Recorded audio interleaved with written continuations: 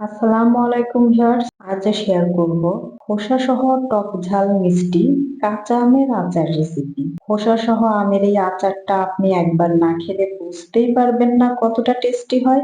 একদম সহজ রেসিপিতে শেয়ার করছি, যেন ঝটপট বানিয়ে নেওয়া যায়। তাহলে চলুন এবার দেখে নেওয়া যাক।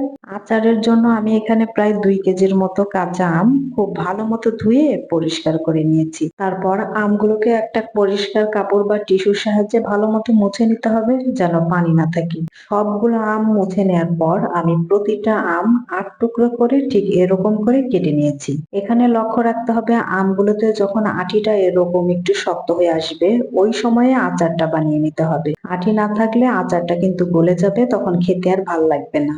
এখন এর মধ্যে দিচ্ছি 1 চা চামচ হলুদের গুঁড়া, 3 চা চামচ মরিচের গুঁড়া। এখানে মরিচটা ঝাল হলে 2 চা চামচ দিলেই হয়ে যাবে। এখন দিচ্ছি 2 টেবিল চামচ কাঁচা সরিষার গুঁড়া। এই আচারটাতে আমি কোনো রকম কেমিক্যাল বা ভিনিগার ব্যবহার করব না, তাই সবগুলো মশলাই গুঁড়ো ব্যবহার করছি। তাহলে আচারটা 1 বছরের মতো ভালো থাকবে। তারপর দিচ্ছি 1.5 টেবিল চামচ লবণ। এখন সবগুলো মশলা আমের সঙ্গে খুব ভালো মতো মিশিয়ে নিচ্ছি। মশলাগুলো আমের সঙ্গে এমন ভাবে মিশিয়ে নিতে হবে যেন প্রতিটা আমের টুকরোতে মশলাগুলো খুব ভালো মতো মেখে থাকে। তারপর আমগুলোকে এভাবে করে ছড়িয়ে কিছুটা শুকিয়ে নিতে হবে।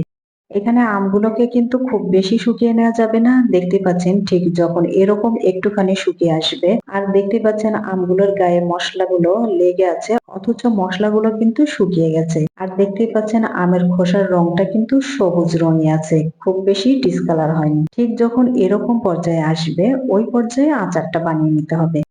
এখন আচারের জন্য একটা মশলা বানিয়ে নিচ্ছি। এর জন্য নিচ্ছি 1 টেবিল চামচ মৌরি, 1 টেবিল চামচ আস্ত ধনিয়া, 1 চা চামচ জিরা, হাফ 1 চা চামচ পাঁচফোড়ন আর 4টা শুকনো লাল মরিচ। এখন এই সবগুলো মশলা হালকা আঁচে তেলে মুচমুচে করে ভেজে নেওয়ার পর আধো ভাঙা করে গুঁড়ো করে নিব।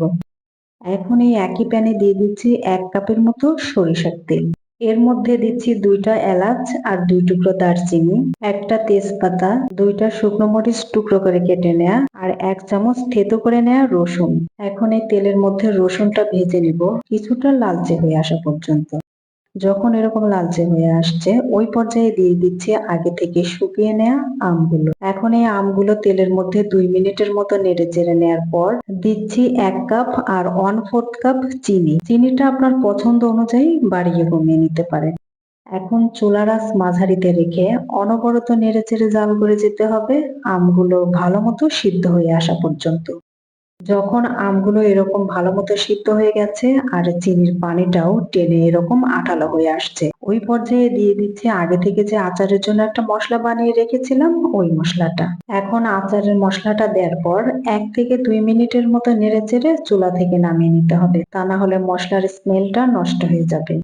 এ পর্যায়ে আমার আচারটা বানানো হয়ে গেছে। এখন চুলা থেকে নামিয়ে একদম পুরোপুরিভাবে আচারটা ঠান্ডা করে নিব। তারপর একটা কাঁচের জারে ভরে রুম টেম্পারেচারে রেখে বছর জুড়ে খেতে পারবো। মাঝে মাঝে আচারটা যখন খাবেন আর আচারের অবশিষ্ট অংশ একটা চামচের সাহায্যে ভালো মতো জারের মধ্যে সমান করে নিয়ে উপরে একটু সরিষার তেল দিয়ে রাখবেন, তাহলে আচারটা 1 বছরের মতো ভালো থাকবে।